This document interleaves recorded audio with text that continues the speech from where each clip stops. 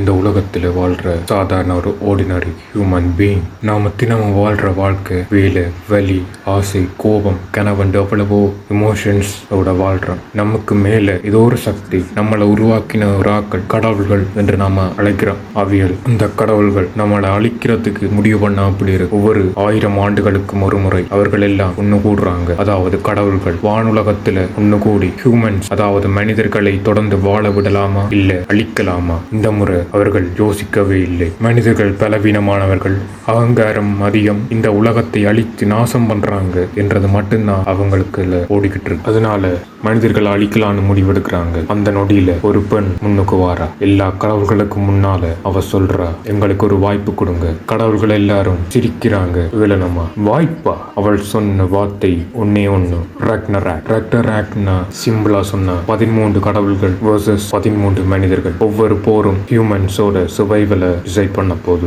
7 வெற்றி யார் முதல் பெறினமோ அவையில் தான் அந்த போட்டியோட வெற்றியாளர்கள். ஒருவேளை கடவுள்கள் அந்த வெற்றியை பெற்றுட்டாங்கன்னா மனித இனம் அழிந்து போயிடும். அப்படி இல்லாம மனிதர்கள் ஜெயிச்சிட்டாங்கன்னா மனித இனம் இன்னும் 1000 ஆண்டுகள் தொடர்ந்து வாழும். இந்த போட்டிக்கு ஒரு கடவுள்களை ஒத்துக்கல. கடவுள்களை மனிதர்களால வெல்லவே முடியாது என்று எல்லாரும் பேசிக்கிறாங்க. இப்ப அந்த பொண்ணு சொல்றா, எல்லாரும் பயந்துட்டீங்களா? கடவுள்கள் எல்லாரும் ஒஃபெண்ட் ஆகுறாங்க. எல்லார் முகத்திலையும் பயங்கரமான கோபம் வெளிப்படுது. தென் சியூஸ் கடவுள்களோட தலைவர் அந்த போட்டியை ஒத்துக்கிறார். ரக்னராக் ஸ்டார்ட் ஆகுது. முதல் போர், முதலாவது மேட்ச் தொடங்குது. தண்டர் காட் தோர் இன்றியே பயங்கரமா இருக்கு. அந்த இடியின் கடவுளை எதிர்த்து வாரது மனிதர்கள் இந்த சார்பில் லூபு, ஹியூமன் ஸ்ட்ராங்கஸ்ட் வாரியர், மனிதர்களில் அதிக வலிமை கொண்ட ஒரு ஆள்.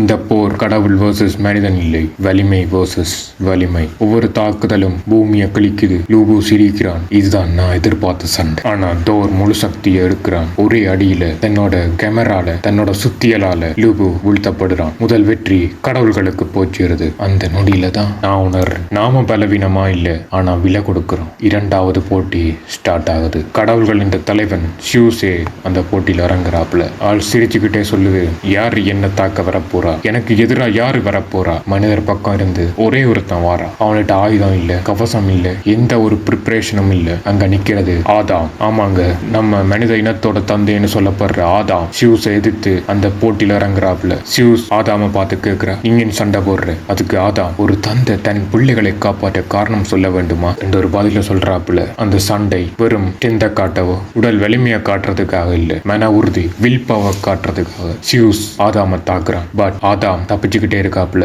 சியூஸ் இந்த ஒவ்வொரு அட்டாக்கும் ஆதாம் டோச் பண்ணிக்கிட்டே இருக்காப்புல.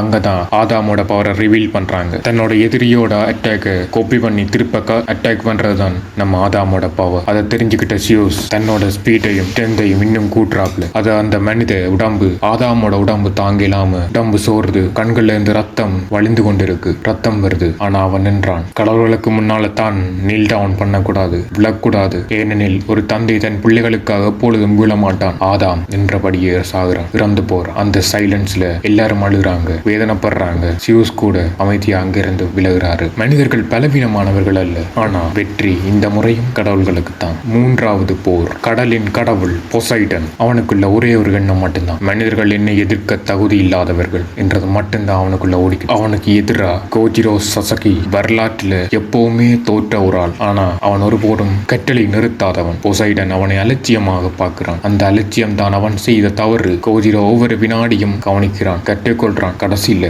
ஒரே ஒரு தாக்குதல், பொசைடன் வீழ்த்தப்படுறாப்புல. அந்த நொடி ஒரு கடவுள் மனிதனால வீழ்ந்த முறை அதுவே முதல் முறை. ஒருவரால் அந்த நாள்ல கடவுள்கள முகத்துல ஒரு பயமும் பரபரப்பும் தெரியுது. அப்ப அந்த பொண்ணு சிரிக்கிறா. ஒரு வால்கிரி. அவ சிரிச்சுக்கிட்டே சொல்றா, இது ஆரம்பம் தான், அடுத்த போருக்கான பெயர்கள் அறிவிக்கப்படுது. கடவுள் சைட்ல இருந்து வாரது இந்திய கடவுள் சிவா, ஹியூமன் சைட்ல இருந்து ரைடன். அதோட அந்த சீசனை முடிக்கிறாங்க. சீசன் 1 அதுல எண்ட் ஆகுது. இந்த போர் என்ன சொல்றதுக்குன்னா, மனிதர்கள் சரியானவர்கள் இல்லை, ஆனா அவர்கள் ஒப்புக்கொள்ள மாட்டார்கள். ரெக்கார்ட் ஆஃப் ரக்னராக் சீசன் 2ல சிவா வர்சஸ் ரைடன் ஃபைட்டை பார்க்கலாம். இது நம்ம மாதிரி மனிதர்கள் எவ்வளவு தூரம் நிற்க முடியும் என்ற ஒரு கேள்வி. நாம் வீழலாம், ஆனா என்றபடியே வீழ்வோம். வீழ்ந்தாலும் திருப்ப மீண்டு எழுந்து வரலாம். உங்க நம்பிக்கையை மட்டும் கைவிட்டுறாதீங்க. இதையும் எத்தனை பேர் பாப்பியல் ஃபுல்லா பாக்குறீங்களோ, இடையில விட்டுட்டு போறீங்களோ தெரிய. ஆனா இந்த அப்படி பார்த்திருந்தீங்கன்னா ரொம்ப நன்றி. ஒரு லைக், ஒரு வியூஸ், ஒரே ஒரே ஒரு பாராட்டு கிடைச்சா கூட அது எனக்கு காணும். நான் அதை நிப்பாட்ட மாட்டேன். தொடர்ந்து நம்ம சேனல்ல வீடியோ வந்துகிட்டே இருக்கு. பிடிச்சிருந்தா